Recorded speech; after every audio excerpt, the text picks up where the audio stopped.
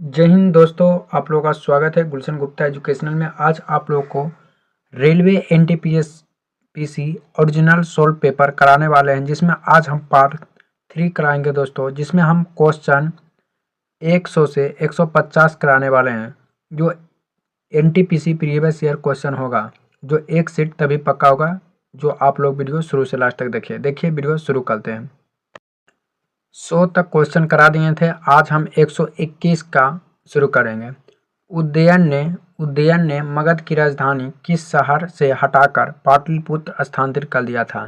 कौन शहर दोस्तों? तो ऑप्शन नंबर डी हो जाएगा, राजगीर कर दिया था। राजगीर। उदयन ने 461 से 445 ईसा पूर्व अपने पिता अज्ञात शत्रु हर्यक वंश की हत्या करके मगध की शासक बना। पुराणों एवं जैन ग्रंथों के अनुसार उदयन गंगा एवं सोन नदी के संगम पर पाटलिपुत्र नामक नगर की स्थापना की तथा उसे राजगीर के स्थान पर अपनी राजधानी बनाई। यह जैन धर्मवाली शासक था। 102 नंबर क्वेश्चन है कि निम्नलिखित में से कौन सी पुस्तक मेगास्थनीज ने लिखी थी? तो निम्नलिखित में से कौन सी पुस्तक मेगास्थनीज ने लिखी थी? तो ऑप्शन नंबर हो जाएगा सी दोस्तों, इंडिका पुस्तक मेगास्थनीज ने लिखी थी।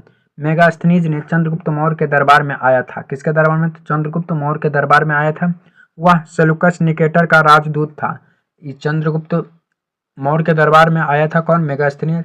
जो किसके राजदूत था? तो सेल्यूकस निकेटर का था। वह अपनी पुस्तक इंडिका में मौर्य युग समाज एवं संस्कृति के विषय में लिखा। हर्षचरित्र का पुस्तक का लेखक बनभट्ट है। हर्षचरित्र पुस्तक का लेखक कौन है? बनभट्ट है। मल बिगनी अग्निमित्र कालिदास की पुस्तक है। अभिज्ञान शुकुंतलम भी कालिदास के पुस्तक है और रघुवंशम भी कालिदास के पुस्तक है दोस्तों। 103 नंबर क्वेश्चन हो जाएगा। 103 नंबर, अशोक के प्राचीनतम प्राप्त अभिलेख इन निम्न में से किस लिपि में लिखे गए हैं? तो ऑप्शन नंबर सी हो जाएगा, ब्राह्मी लिपि में लिखे गए हैं। कौन सा है? ब्राह्मी लिपि में लिखे गए हैं। अशोक के प्राप्त प्राचीनतम अभिलेख ब्राह्मी लिपि में लिखे गए थे। अब तक अशोक ने 40 अभिलेख प्राप्त हो चुके हैं। सर्वप्रथम 1837 ईस्वी में जेम्स प्रिंसपे ने नामक विद्वान ने अशोक के अभिलेखों को पढ़ने का सफलता हासिल की है। साहब जागड़ी एवं मन सेहरा के अभिलेख खरोष्टी लिपि एवं तक्षशिला एवं लघुमान के अफगानिस्तान अभिलेख अरमाइक एवं ग्रीक लिपि में उत्कीर्ण है। इसके अतिरिक्त अशोक के समस्त अभिलेख लघु शिला स्तंभ लेख एवं लघु लेख ब्राह्मी लिपि में उत्कीर्ण है दोस्तों। 104 नंबर क्वेश्चन हो जाएगा, इनमें से किसने मौर्य प्रशासन में अध्यक्षों को विभिन्न विभागों के अध्यक्ष के रूप में उल्लेखित किया है? तो ऑप्शन नंबर हो जाएगा ए, कौटिल्य। चाणक्य या विष्णुगुप्त या कौटिल्य मौर्य सम्राट चंद्रगुप्त मौर्य के प्रधानमंत्री थे। किसके थे? प्रधानमंत्री। यह तक्षशिला विश्वविद्यालय में आचार्य थे। यह तक्षशिला विश्वविद्यालय में आचार्य थे। इनके द्वारा रचित पुस्तक अर्थशास्त्र, राजतरंगिणी, अर्थनीति आदि का महान ग्रंथ है। इसी पुस्तक कौटिल्य ने मौर्य प्रशासन की में अध्यक्षता विभिन्न विभागों ने अध्यक्ष के रूप में उल्लेखित किया। इंडिका मेगास्थनीज द्वारा रचित पुस्तक है। इसका संबंध मौर्य काल से है। इसका संबंध कौन सा? मौर्य काल से है। 105 नंबर क्वेश्चन, अशोक के किस शिलालेख में कलिंग युद्ध और अशोक के विजय का उल्लेख किया गया है? तो ऑप्शन नंबर ए हो जाएगा, 13वां अभिलेख में। ऑप्शन नंबर क्या हो जाएगा दोस्तों? ए हो जाएगा, 13वां अभिलेख में किया गया है।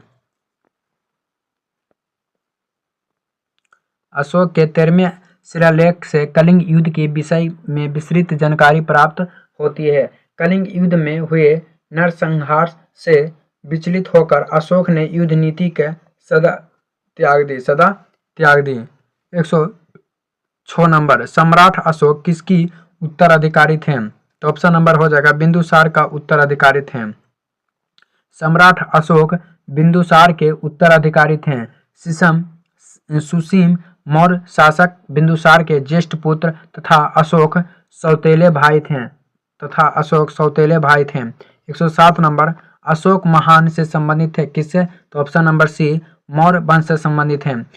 महान सम्राट अशोक किस वंश से थे? तो ऑप्शन नंबर ए, मौर्य वंश से थे। कौन वंश से थे? मौर्य वंश से थे। 109 नंबर क्वेश्चन, किस राजा की कहानी मुद्रा राक्षस नाटक की विषय है? तो ऑप्शन नंबर डी हो जाएगा चंद्रगुप्त मौर्य। दोस्तों, मुद्रा राक्षस की रचना विशाखा दत्त ने की। इस ग्रंथ से मौर्य इतिहास मुख्यतः चंद्रगुप्त मौर्य के जीवन पर प्रकाश पड़ता है। इसमें चंद्रगुप्त मौर्य को वृषल और कुलहीन कहा जाता है। कुलहीन कहा जाता है।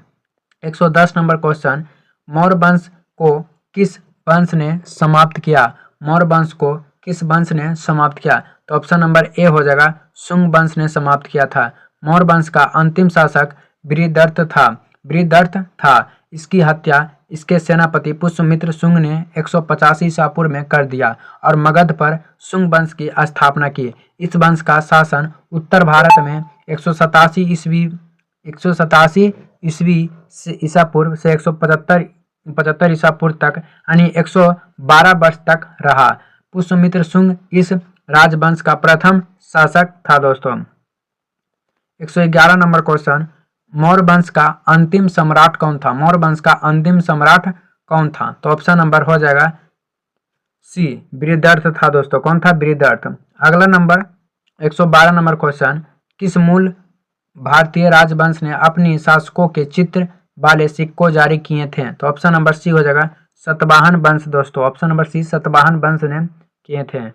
इसका नोट पॉइंट है, सातवाहन राजवंश ने अपने शासकों के चित्र वाले सिक्का जारी किए हैं। सातवाहन शासकों द्वारा सर्वप्रथम शीशे के सिक्का जारी किए थे। शीशे के सिक्का सातवाहन वंश ने जारी किए थे। इसके अतिरिक्त उन्होंने चांदी, तांबा, कांसा, प्लेटिन आदि के सिक्का भी चलाए। सातवाहन वंश की स्थापना सिमुक ने की थी। सातवाहन वंश ने अपनी राजधानी प्रतिष्ठान में स्थापन किया था। अगला नंबर क्वेश्चन हो जाएगा 113 नंबर, दिए गए विकल्प में कौन सा कथन सही नहीं है? तो ऑप्शन नंबर डी जो विकल्प सही नहीं है, बाकी सब के सब विकल्प सही हैं। जैसे पहला विकल्प है कि बौद्ध धर्म ग्रंथ में पाली भाषा में लिखे गए थे, यह सही है। गौतम बुद्ध का जन्म स्थान नेपाल में हुआ था, यह बात भी सही है। उपगुप्त ने अशोक बौद्ध धर्म अपनाने के लिए प्रेरित हैं, यह बात सही है, लेकिन यह बात गलत है। दोस्तों, ऑप्शन नंबर डी हो जाएगा। जीवक बुद्ध के निजी चिकित्सक थे। जीवक जो है बुद्ध के निजी चिकित्सक थे।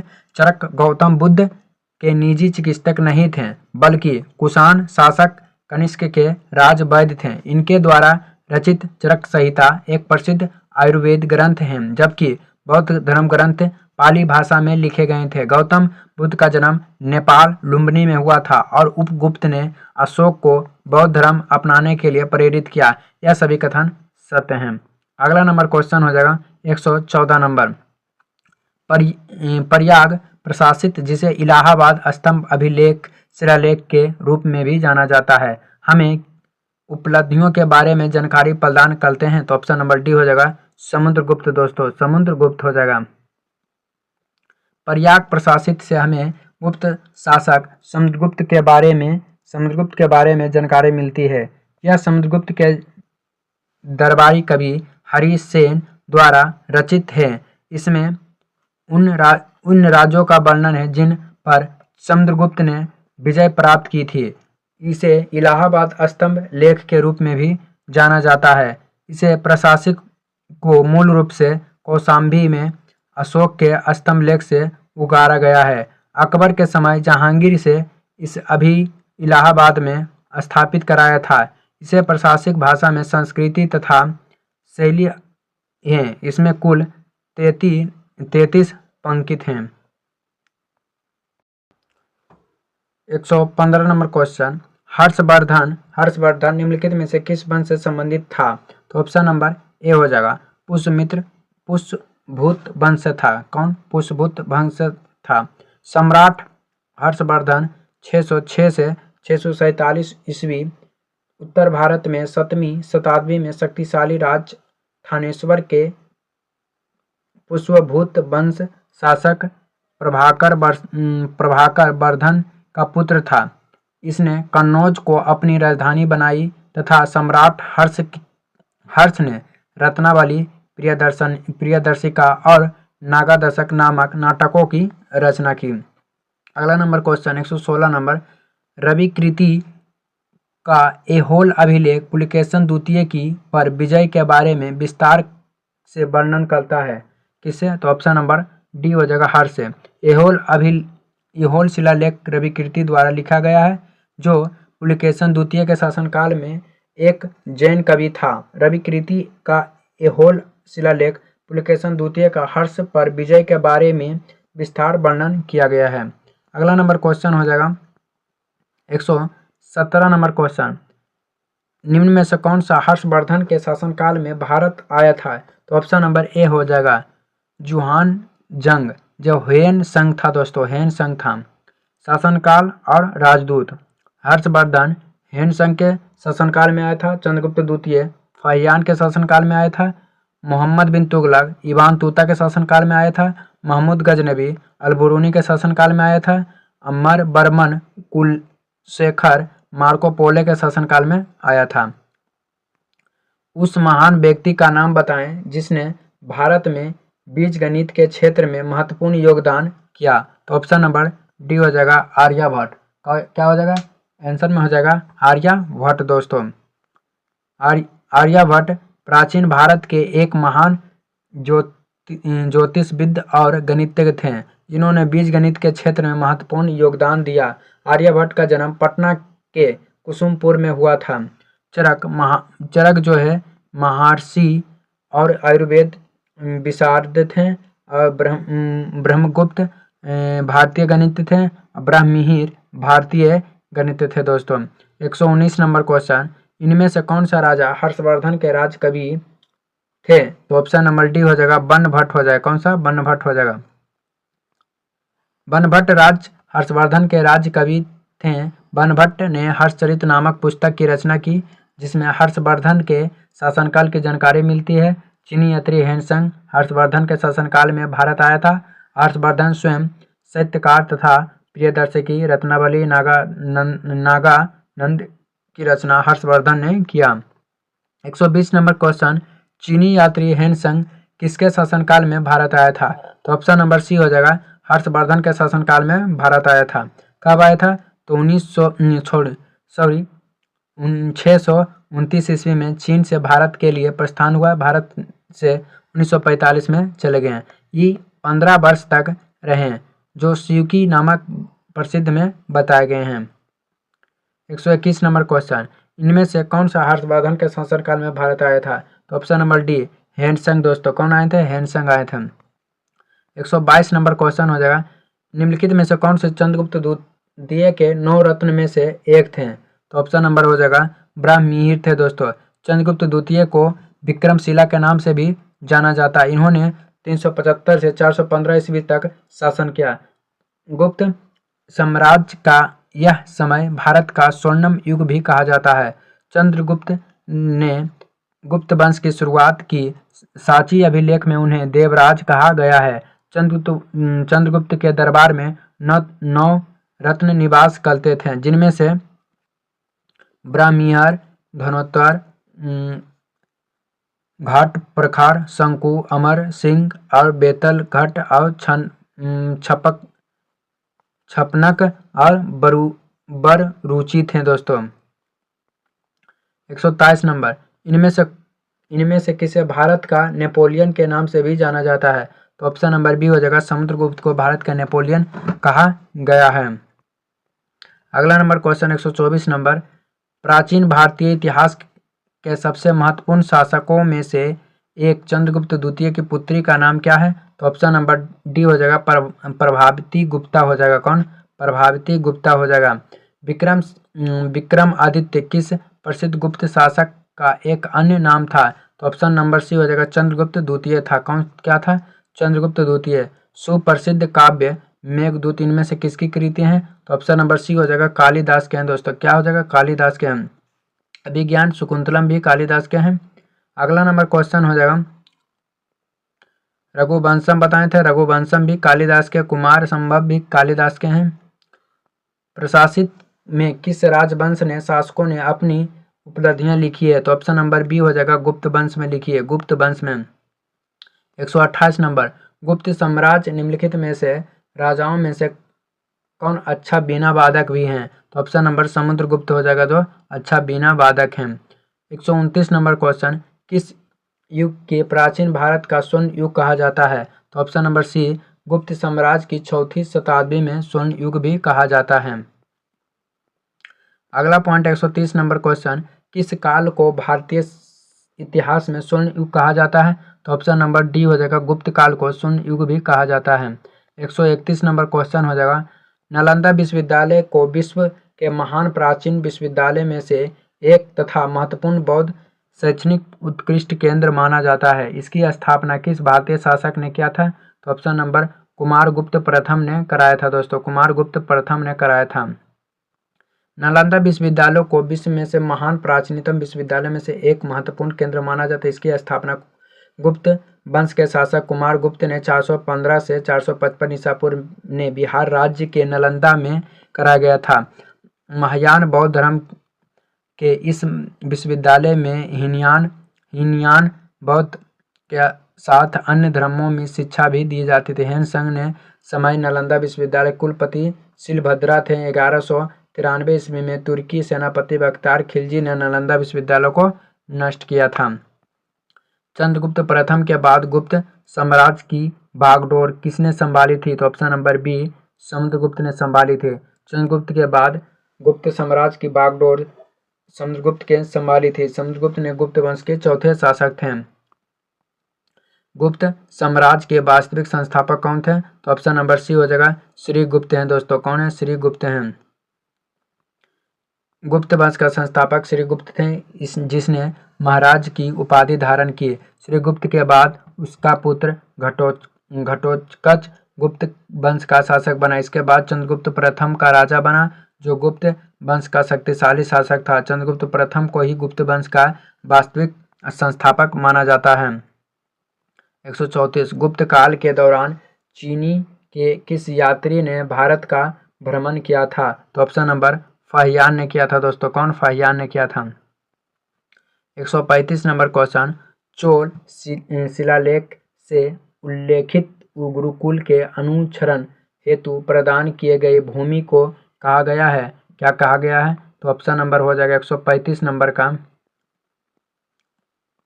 डी नंबर हो जाएगा। चोल शिलालेख में उल्लेखित गुरुकुल के अनुक्षरण हेतु प्रदान किए गए भूमि को शालाभोग कहा गया है। कौन? शालाभोग कहा जाता है। ब्रह्मदेव ब्राह्मणों का उपहार दी गई भूमि वे बेलन बगाई और ब्राह्मणों का किसानों के प्रदान की गई भूमि को पल्ली चंचदम जैन संस्थाओं के प्रदान की गई भूमि थी। होयसल साम्राज्य की राजधानी थी। तो ऑप्शन नंबर बी हो जाएगा। अगला नंबर क्वेश्चन, दी गई विकल्प में से राजवंश में दक्षिण पूर्व एशिया को चिपांगी उद्यम स्थापित किए हैं? तो ऑप्शन नंबर डी होगा, चोल वंश दोस्तों। राजा सिंह विष्णु वंश के शासक थे। तो ऑप्शन नंबर बी, पल्लव वंश के थे दोस्तों। कौन? पल्लव वंश के थे। अगला नंबर क्वेश्चन हो जाएगा 139 नंबर, पुलकेशन प्रथम और पुलकेशन द्वितीय नामक शासक संबंधित हैं? ऑप्शन नंबर चालुक्य वंश से संबंधित हैं। पुलकेशन द्वितीय किस राजवंश से सर्वाधिक परिक्रांत थे दोस्तों? तो ऑप्शन नंबर हो जाएगा ए हो जाएगा। ऑप्शन नंबर क्या हो जाएगा? ए हो जाएगा। चालुक्य वंश से संबंधित हैं। चालुक्य वंश से संबंधित हैं। 141 नंबर क्वेश्चन हो जाएगा, पूर्व चोल राजाओं में से सबसे महान माना जाता है? तो ऑप्शन नंबर सी हो जाएगा, कारी काल को माना जाता है। कारी काल को माना जाता है दोस्तों। पल्लव वंश के कौन सा राजा संस्कृत नाटक भी लिखा करते थे? ऑप्शन नंबर बी होगा, महेंद्र वर्मन ने लिखा करते थे। कौन? महेंद्र वर्मन लिखा करते थे। 143 नंबर क्वेश्चन, किस चालुक्य राजा ने कन्नौज के राजा हर्ष को पराजित किया था? तो ऑप्शन नंबर सी हो जाएगा, पुलकेशन द्वितीय। कन्नौज के राजा हर्ष के बदामी के चालुक्य शासक पुलकेशन द्वितीय ने नर्मदा नदी के तट पर हराया था। दोनों राजाओं का साम्राज्यवादी महत्वाकांक्षाओं को संघर्ष का अनिवार्य बन गया। चोल राजवंशों का अंतिम शासक कौन था? तो ऑप्शन नंबर हो जाएगा बी दोस्तों, राजेंद्र चोल तृतीय। राजेंद्र चोल तृतीय हो जाएगा। कौन सा चोल राजा ने मालदीव के द्वीपों को दरियाई विजय पाई थी? तो ऑप्शन नंबर हो जाएगा 145 का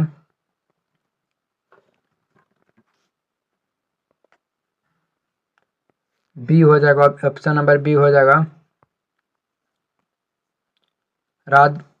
राजा राज ने मालदीव के द्वीपों में दरियाई विजय प्राप्त की थी। इसके अन्य विजय केरल, पांड्य, सियाल एवं पश्चिमी गंगा थी। राजा राज की प्रथम विजय केरल थी, जबकि अंतिम विजय मालदीव थी दोस्तों। 146 नंबर क्वेश्चन, प्रारंभिक के चेरी वंशीय राजाओं ने किस राज्यों को शासन किया था? तो ऑप्शन नंबर ए तमिलनाडु और केरल दोस्तों। किस भारतीय राजा ने पूर्व एशिया के कुछ हिस्सों को जीतने के लिए नौसैनिक शक्ति का इस्तेमाल किया? तो option number C Rajendra Chola को। 148 नंबर क्वेश्चन, 9वीं शताब्दी स्थापित प्रसिद्ध विक्रमशिला विश्वविद्यालय की स्थापना किसने कराया था? तो ऑप्शन नंबर धर्मपाल ने करवाया था। कौन? धर्मपाल ने करवाया था। पाल वंश का संस्थापक गोपाल, जो 750 ईस्वी में था। पाल शासक बौद्ध धर्म के अनुयायी थे। गोपाल अंतोदरी में से एक मठ का निर्माण कराया था। पाल वंश का सबसे महान शासक धर्मपाल था, जिसने विक्रमशिला विश्वविद्यालय भागलपुर बिहार की स्थापना की थी। धर्मपाल ने सर्वप्रथम पाल वंश की ओर से त्रिपक्षीय संघर्ष की हिस्सा भी लिए थे। 149 नंबर क्वेश्चन, इनमें से कौन सा राजवंश दक्षिण भारत से संबंधित नहीं है? तो ऑप्शन नंबर हो जाएगा बी दोस्तों। ऑप्शन नंबर क्या हो जाएगा? ए हो जाएगा पांडव, जो नहीं। ऑप्शन नंबर बी पाल नहीं थे, बाकी पाल नहीं थे दोस्तों, ये आंसर से होगा। पांडव, सतवाहन और पल्लव वंश दक्षिण भारत प्रसिद्ध राजवंश से संबंधित, जबकि पाल वंश बंगाल में गोपाल ने पाल वंश की राजधानी मुंगेर की थी। पाल वंश की द्वितीय शासक धर्मपाल 770 से 810 में हुई, जिसके काल त्रिपक्षीय संघर्ष की शुरुआत हुआ। यह विक्रमशिला विश्वविद्यालय एवं सोमपुर महाविहार की स्थापना की तथा नालंदा विश्वविद्यालय का कराया, जो उत्तराधिकारी देवपाल हुए। इसी काल में जावा के शैलेंद्र शासक बालपुत्र देव नालंदा में बौद्ध विहार बनवाया। पाल वंश का अंतिम शासक रामपाल हुआ दोस्तों, रामपाल हुआ। 150 नंबर इस वीडियो का लास्ट नंबर क्वेश्चन है, गुनागढ़ की या पेचासी भाषा लिखित हैं? तो ऑप्शन नंबर हो जाएगा ब्रीह कथा से हैं दोस्तों, ब्रीह कथा से हैं। वीडियो अच्छा लगे तो चैनल को सब्सक्राइब, वीडियो को शेयर करें। वीडियो इसी प्रकार चाहते थे चैनल को सब्सक्राइब, वीडियो को शेयर करें। आप लोग का दिन शुभ हो।